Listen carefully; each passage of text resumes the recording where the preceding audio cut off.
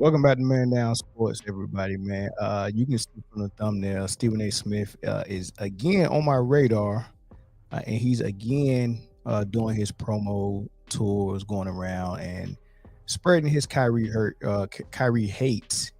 And this time he was on the Pat McAfee show, and I think they was doing they down there for the Super Bowl, so it's a lot of people down there, a lot of analysts, a lot of journalists, a lot of people down there with their podcasts and all that stuff, man. So it's good stuff. A lot of good content go come out this weekend, but nonetheless, I do want to talk about Stephen A. Smith going to Pat McAfee's show, and he asked him about the Kyrie thing. And Pat McAfee's a straight shooter. I like him, man.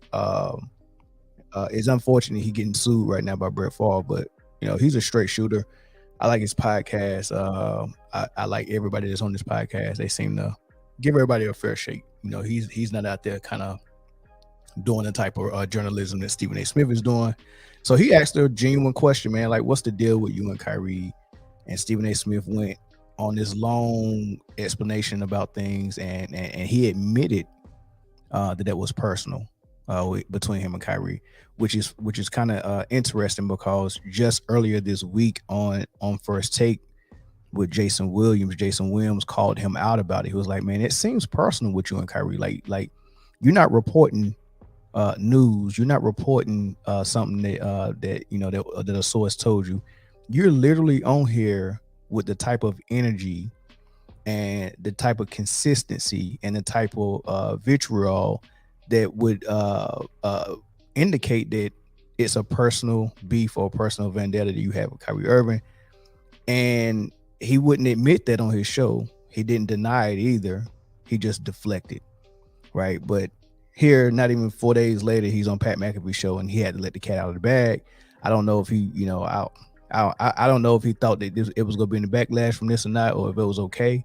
But I just don't agree with any analyst or any professional that reports on the news or reports on people or athletes admitting that they have a personal vendetta with someone.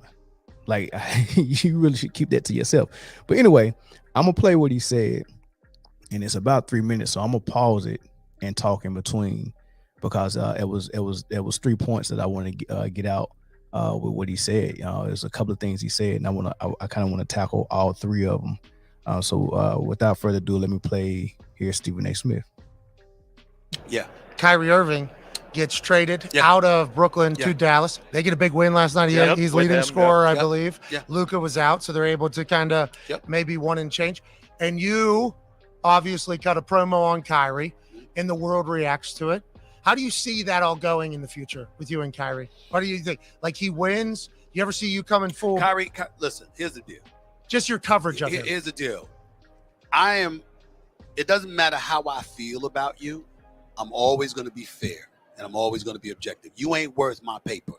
So my attitude is that even if I don't like your ass, I'm still going to be fair. Now, me and Kyrie have our differences that I don't think will ever be settled. He knows why. It's personal. I'm not going to say why. All right, so that's the first place I want to pause it at. All right, so he comes out and say, me and Kyrie have our differences, right? He knows why, and it's personal. And he said he's not going to go into what it is. I don't know what it could be. All right. I do know that Kyrie Irving and Kevin Durant both seem to have this little tension between them and certain media members. There's more than one media member that Kevin Durant and Kyrie Irving have issues with. Right. And I've covered both of them. Right. I've covered Stephen A. and his personal issues with Kevin Durant. And now I'm doing it for Kyrie Irving. I mean, he's making it personal with too many of them. And it all started with Kevin Durant hitting back, because so this is very interesting when you kind of compare how the media is, when it comes to sports and ESPN and Fox and all that stuff versus how it was when we were coming up in the 90s and early 2000s, right? If you think about when ESPN first started, when it first got really popular and hot in the 90s, when they was reporting on Michael Jordan and the Bulls and teams like that, and then here come the high schoolers, Garnett and Kobe and then Shaq and then, Iverson and all these guys. And you think about Stuart Scott, may he rest in peace.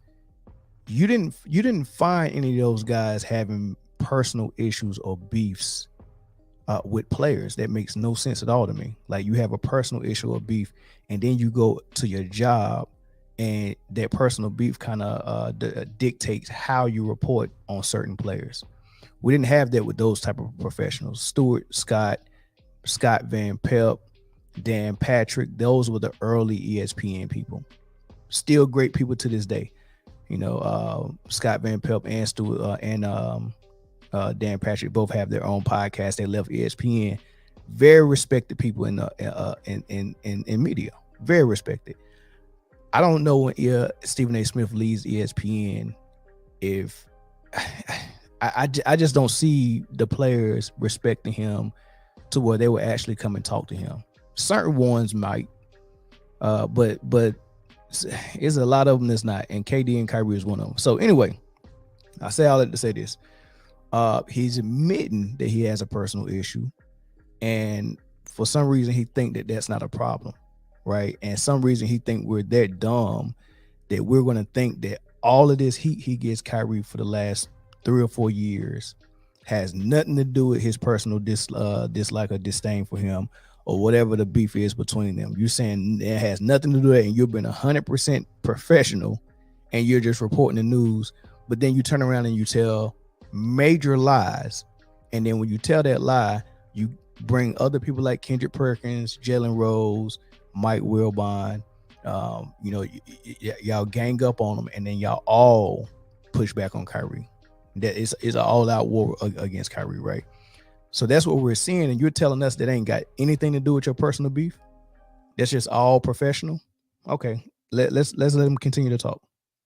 But that doesn't stop me. That doesn't stop me from looking at him and saying he's a phenomenal player. By the way, you'll appreciate this because I've been wanting to tell you this. I've been having to tell people this the last couple of days. They can't seem like they can comprehend it. There's a difference between superstar players and superstars. Tim Duncan was a superstar. Okay? He's a superstar player. I'm sorry. Yeah. He went on the court. He was the best at what he did as a power forward. He won 5 championships, blah. Kyrie Irving is a superstar. Okay. You walk through the turnstiles to watch him play. So that's his disclaimer. Every time he's about to say something about Kyrie Irving in a negative light, every time he's about to tell the whole world that's watching ESPN that he doesn't deserve a long-term contract and no one should pay him a long-term contract and all these things, before he says all that, he says Kyrie Irving is a superstar and he deserves to be paid like a superstar, but just 1 year at a time. Never give him a long-term contract. So he thinks that putting that disclaimer out there by saying Kyrie Irving is a superstar and he can play ball, then now I'm free. That builds up enough equity. Now I'm free to say whatever I want about him.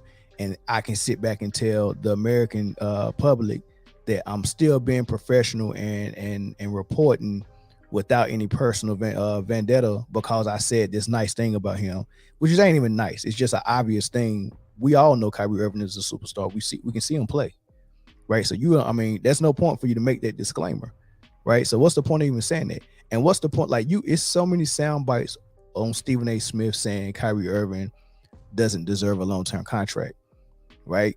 Say it one time. I don't even mind 2 or 3 times, but for 3 years, you're going to say it every chance you get.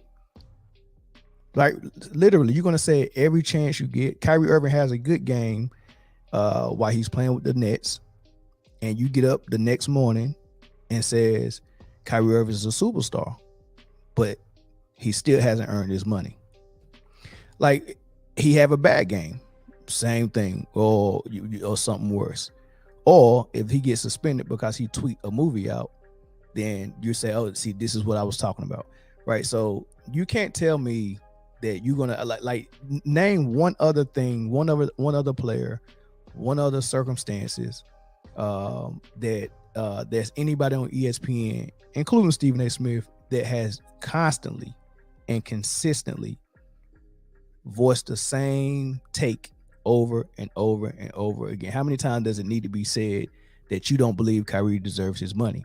He knows what he's doing.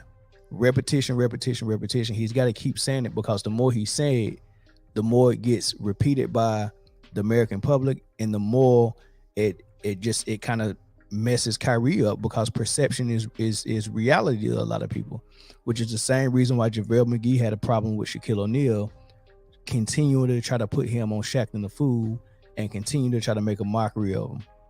Right? You messing with my money. Like I've been in meetings and this came up when I was in contract negotiations. That's what JaVale McGee said. And you can't, and they know that what they say affects the business realm for them. They know that. So he's going to continue to say it because I think this is a way that he's getting back at whatever personal issue he has with Kyrie. This is the way he can get him back. There's no other way he can get Kyrie Irving back. This is his only weapon.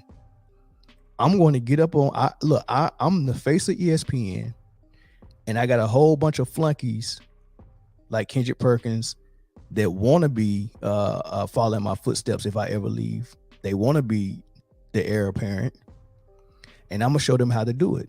And this is how you do it. And I'm gonna show you what type of power I have. My voice is very powerful because ESPN is a powerful platform, and I'm the face of it. So whatever I say, and then once everyone start to repeat it, it's kind of like when you hear Fox or CNN report one thing one way, and then all the small networks kind of repeat it. Remember when the election, when Bush and I want to say Al Gore won the election, and everybody said that Al Gore won it, but then Fox was like, nah, Bush won it. And then when Fox reported that Bush won it, all the small stations changed it and was like, oh, okay, they follow what Fox said, right? And the funny thing about it was Fox was owned by Bush's cousin at the time. So very interesting, right? But anyway, that's how it is. Stephen A say something, and then Mike Wilbon agrees with it and say something, and then it's just like a domino effect. All the lower level guys like Jalen Rose and Kendrick Perkins and then some of the female analysts, I mean, they're just gonna go along to get along, like Kwame Brown say. Blockbuster. That's who he is. So in that regard, Kyrie Irving pays for himself. Kyrie Irving is a sensational basketball player, a person that I think is worth $50 million a year in today's NBA economy. But you can't pay him more than 1 year at a time because you can't trust that he's going to show up to work. Literally over the last 3 years in Brooklyn, you literally walk through the loading dock area at times if you were a reporter to see if he would get off the bus. Now that's a flat out lie. Like you can't say something that serious and not have a source or not have a example or instant. Like, give me a recording, give me some video footage, give me something, right? You just can't come out and say literally and mean literally that reporters would come out on the bus wondering if he's gonna come to the game.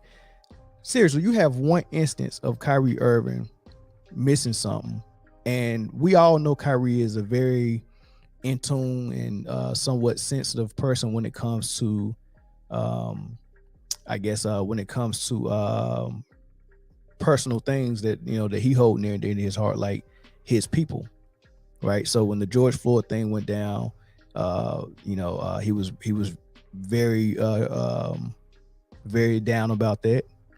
And then when the January 6th thing happened, when they stormed the Capitol, he needed some time to himself, right?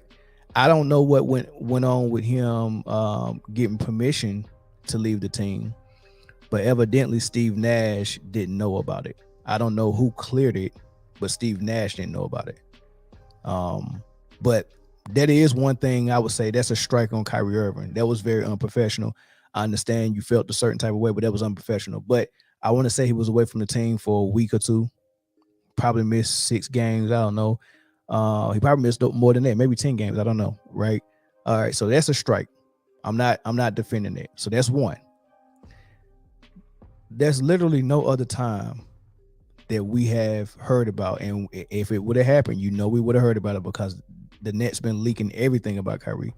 There's no other time that we've heard that Kyrie didn't show up to practice, didn't show up to the game on time, didn't show up to whatever the case might be. It's just that January 6th thing, he missed some time for that. and maybe I don't know. Maybe that at the beginning of the season he didn't want to talk to the media 2 years ago, right? But other than that, that was a flat out lie. That the reporters are really walking up saying, "Is he going to show up?" He had no issue of showing up. The only time he didn't show up, even when he was hurt, he was on the sideline watching the game. But the only time he didn't show up was when they suspended him and said, "Don't show up. You can't come to the arena." And that was during 2021 of the COVID thing and the mandate. So he just flat out lied. He's going to tell another lie that I'm going to break down. Because you never knew when he was going to play. And I'm talking about, I don't feel like playing today. Hell, I ain't come here to play without KD. He out this week, I'm out this week. I don't feel like doing that. Right now, I'm just traumatized by the riots at the Capitol in January 6, 2021. So I'm going to take 2 weeks off. Oh, by the way, so I'm so traumatized that I'm going to party with my family, which was in violation of security protocols by the NBA, which gave him additional time off. So you hear Pat kind of come in and asking him, so is this confirmed? Is this the truth? Right? He's trying to ask him like, okay, I see you going on your rant. And he's practiced this rant. Like he's practiced it. He's done it on several shows, on several occasions. He's got a rant that he's practiced on Kyrie. This is his moneymaker. Just like Kwame Brown was his moneymaker, they got him started because Stephen A. Smith was trying to be a real serious journalist, and when he had Quite Frankly that show, he was really trying to be genuine and real. But that wasn't paying the bills. He lost that show, and one point he was at ESPN. He was trying to do his thing, and he almost got fired from ESPN. So he got it. He found his little groove when he mixed a little bit of his comedy and his little rants, because he was trying to do it the big words and stuff like that. I mean, that's cool. That's a nice little pony trick, but that wasn't keeping you around. But when he started coming at these players like he was doing Kwame Brown and coming at them real hard, and threw some comedy in there. Oh man, he can't play. His hands are too small. He's trash. He's a bona fide scrub. He's a bust. All this stuff. That's when people was like, oh man, this dude's kind of funny, man. They started liking the way he was getting on these dudes. So he realized he's got to have a guy like that to do his rants, right? The worst thing for Stephen A. Smith right now is for Kyrie to not give him any more material, which might not be possible because he's going to continue to ride this out as long as he can, right? I mean, he said it was nothing they could do to clear the air between them two, so he's going to always have that beef with him. So there's nothing else he could do. I mean, he could play well and never get hurt again, and never have a bad game, never miss a game. He could do those things, but I don't understand if he'll ever stop. I don't think he'll ever stop. I'm interested to see what's going to happen once Kyrie actually gets his $200 million contract extension, 4 years with Dallas or another team. I really love to see it if he goes to Phoenix and get it and then they win, right? So we'll see how that goes. We'll see if he get his money, and after he get his money, I mean, I don't know what this rent is going to be good for. This kind of stuff happens. And so because of that, you can't invest in him long term because he made those decisions because he didn't have to worry about his bag. Gotcha. But now he's in the final year of his deal. Those things are all true, what you just said there? Just like, hey, I don't want to play today. I'm not going to play today. And that's been documented. Yes, but Pat McAfee, are those things true? Like, you saying this on my show, you ain't about to get me. I'm already getting sued by Brett Favre. You saying this on my show. Are those things true? He's absolutely it's true, right? So he said he don't deserve his money because he don't want to show up to work. And then he gives a whole bunch of examples of things that ain't really related to him not showing up to work, except the one example that I said. Yeah, January 6th, he left. But other than that, like he has no other examples. He'll go to other things. He left LeBron and he left Boston. But no, this ain't got nothing to do with showing up to work. You saying he requested a trade out of Cleveland and he left Boston in free agency. You can't add that with your rant when you're trying to describe him not showing up for work. I need more examples of him not showing up for work. And you can't use him getting suspended because he didn't get a vaccination. You literally can't use that, right? So I mean, that's not him not showing up for it. That's him getting suspended by the team and New York having a mandate that people couldn't work in New York, which is unconstitutional, and a judge ruled that to be something that they shouldn't have done, right? So those people are all getting their money back, by the way. So my whole thing with Stephen A. Smith is he's telling lies first and foremost, right? And this is his moneymaker. Like Kyrie Irving, he's hitched his wagon to Kyrie Irving, and this is how he's going to stay relevant. So here's the final thing he's going to say, which is a flat out lie, which I'm going to break down real quick. Absolutely. I mean, at one time he was literally taking players. After Steve Nash, the former coach, would conduct the practice, he would go and take players out of the locker room and bring them back on the basketball court to talk about what plays they should run. Very interesting. Obviously, it didn't. He said, this is the one I really want to break down. He said that Kyrie Irving, after practice, Steve Nash would break the practice. He would grab players out of the locker room, take them back to the floor, and talk about what plays they're going to run. If that was true, which it's not, but even if that was true, what's the problem? Right? You mean to tell me you're going to try to make a bad thing out of this man practicing more, like doing extra work? The same guy you said doesn't show up for work, now you're trying to punish him and critique him for staying after work and putting in more work. Like Kyrie Irving don't get as good as he is by doing the same amount of work as everybody else. So if he was trying to put in extra work, he was putting in extra work. However, there's no confirmation that he did that. It was a flat out lie. It was that lie came out around the same time that the Olden Polynice lie came out, when they said that Kyrie Irving and the whole Brooklyn Nets team was at a dinner get together at Steve Nash's house, and Kyrie Irving looked at Steve Nash MVP trophies and said, "You need to give those back to Kobe." Right. So Olden Polynice went on live radio on the Odd Couple, Chris Broussard and Robert Parker, and told that flat out lie that Kevin Durant called out the next day on Twitter, and they went back and forth with it until the truth came out. And that story came from a funny but not credible source on Twitter called Ballsack Sports, and Ballsack Sports had put that false story out. That's what they do. That's like their niche. They put out, they make their Twitter handle look very real, and the way they report things looks very real. That, you know, they got good graphics and it looks like a real thing, but they just put false quotes in there. And Stephen A. Smith has already gotten caught. He was one of the first ones to get caught by Ballsack Sport like 2 years ago with a fake quote that he had to come back on ESPN the next day and correct. But yeah, so they put those tweets out there. People see them and don't really look at them real hard, and they run with it, right? So Stephen A. Smith got caught with one of those before. Olden Polynice got caught with it real bad. Tried to put out a lie on Kyrie Irving, and this one is the same thing. They're out there saying that he used to practice, take the team and go practice after the practice was over, right? That's a lie. But I'm gonna tell you what I think people are getting mixed up, right? So listen to Kyrie Irving. He's getting interviewed on the Etceteras, which is Kevin Durant's podcast. He's getting interviewed by Eddie Gonzalez, and he asked him about his unique routine when he works out or practice. Listen to this. Now, mind you, remember Stephen A. Smith said he would go grab 5 guys out of the locker room and do extra practice after Steve Nash shut practice down. Listen to this. For everything. So I heard, I just need you to confirm this rumor. I heard you play 1-on-3 as part of your training and just hoop, like just get after it. That is true. Why? Like, what? I can confirm that. What are you doing that for? Like, just trying to work on so many different situations that can come across the game. You know how mad I'd be if I was one of the 3 and you scored. And I scored? Yeah. I got your left hand, he got your right.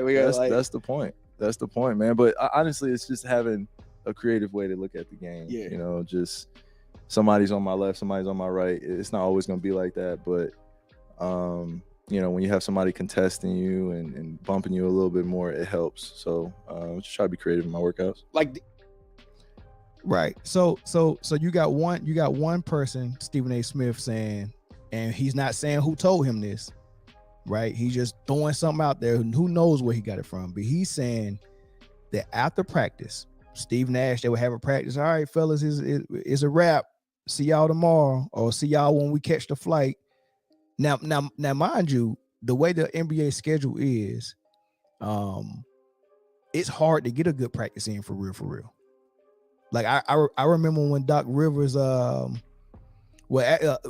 put it this way: if a player gets traded mid-season, and when they start going on those road trips, and they're playing back-to-back, so they're playing game one day and then one day of rest, or one day of flying to a next city to play a game, it's you leaving the arena, you either hopping on the plane right away, or you getting sleep and leaving early in the morning. Like, they're not practicing that often during the season.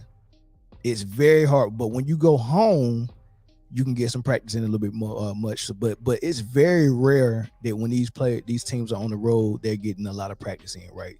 So that's one thing to keep on your mind. But Stephen A. Smith is saying that they would break from practice. Kyrie Irving would go in the locker room and say, "Yo, don't take a shower.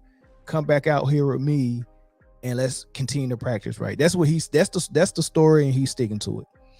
And I just played for you what he might be getting mixed up with it. There's a urban legend going out there that Kyrie Irving just confirmed that when he does his workouts, right now mind you, Sean Marks and Steve Nash have attested to the fact that nobody works harder than Kevin Durant and Kyrie Irving, and he wanted them to lead by example to the rest of the squad. Steve Nash said that out of his own mouth. He said the way they prepare, the way they work out, and the things that they do, they wanted to be infectious for the rest of the team.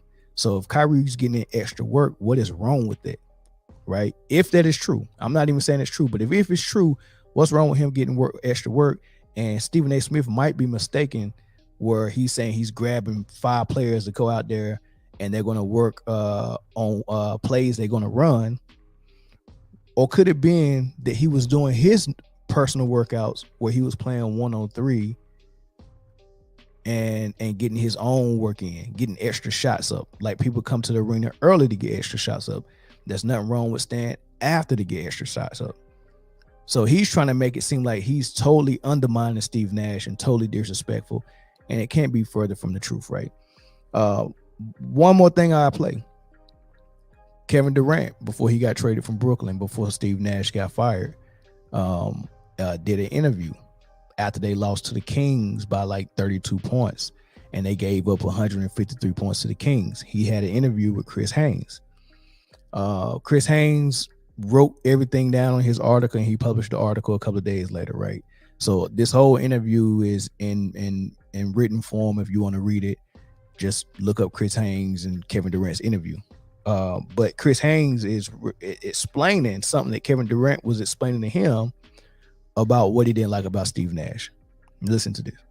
We never really knew why he requested a trade.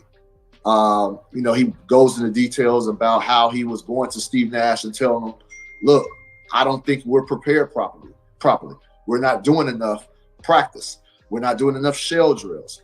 We're not spending enough time on defense." And, KD, like, one thing about covering this guy for, I don't know, half a decade, longer than that, on a day-to-day basis, that I know that he's one of the most tireless workers we have in the superstar class in the NBA. And so he really does value what it takes to compete at a championship level. He values the preparation. And so for him saying that speaks volumes. And I know there's a quote out there that he said. Right. So you heard Chris Haynes telling, hey, look, Kevin Durant had an issue with what they was doing at practice with Steve Nash. So it might, I say all that to say this. If Kevin Durant's complaining about practice, saying we're not practicing enough, and saying even when we are practicing, it's just shoot arounds because Steve Nash was a shooter, and I guess he loved shooting more than he loved defense, which was evident in the fact that he tried to hire D'Antoni, or he did hire D'Antoni the first year he got to Brooklyn, right?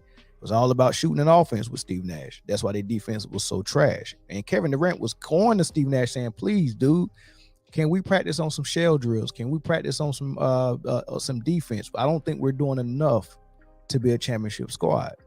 So if Kevin Durant was complaining about that, and if it's true that Kyrie Irving was trying to get extra practice after practice, it kind of makes sense. It kind of seems like it's true that they wasn't doing enough at practice. They wasn't practicing enough. They wasn't working on what they were supposed to be working on. All right. So if it's true, what's the problem, Stephen A. Smith, that Kyrie Irving wanted to get in extra work with his team? This is the guy you said don't show up to work. Now you saying he working too much? You gotta make that make sense. Like, he doesn't show up to work. You don't know when he gonna show up, but now you telling me we should be killing him for trying to get extra work in after practice, which we don't even know if it's true that he was doing that. You said it, so it must be a lie because you lie a lot, you know. So I just wanted to get on here and say all that. I mean, we're at 30 minutes now, man, but let me know what you think, man. Do you think Kyrie Irving really was getting the team together and undermining Steve Nash and practicing after practice? Or if he was, do you think it's a bad thing? And do you think that Stephen A. Smith having a personal issue with Kyrie is leading him to report the way he was reporting on Kyrie very negatively? All right, let me know what y'all think in the comments, man, and then I catch y'all on the next one. Peace.